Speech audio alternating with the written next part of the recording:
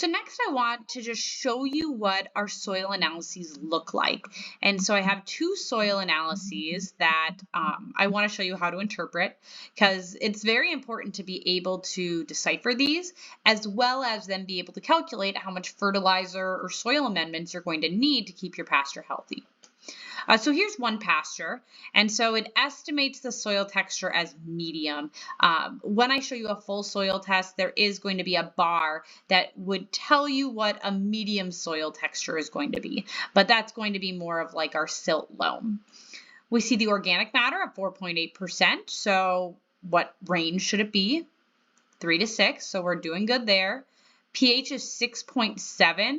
And so we said this was going to be a legume grass pasture. And so that 6.7 is sitting good, whether that is grass or legumes. So down here, lime would be to change the pH.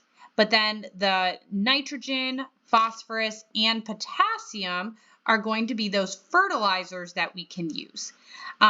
Nitrogen, again, is going to be based on the crop I'm growing. In this case, this was a legume grass mixed pasture, so it said we didn't need nitrogen. Normally, this should be about 90 pounds per acre. Additionally, phosphorus, potassium, they're both very high, so we don't need to fertilize with any of those. So if this was going to just be a grass pasture, I'd be fertilizing with 90 pounds per acre of nitrogen, and otherwise I'd be good to go. In comparison, looking at pasture 2, this is a coarse soil texture, which is going to be our sand. As I mentioned, sand tends to have a low organic matter. So this is very low, right? I should be at least 3%, and I'm at 0.9%. So adding organic matter in the form of compost would be ideal.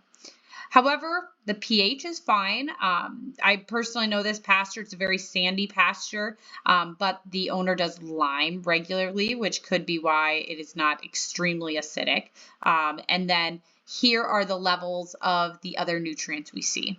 So no lime is needed. Nitrogen, 90 pounds per acre. Phosphorus was good. Potassium, we need 100 pounds per acre. So I'd be looking for a fertilizer that I can apply both nitrogen and potassium to meet these requirements. And I'll show you how to do the math based on different fertilizers at a later point.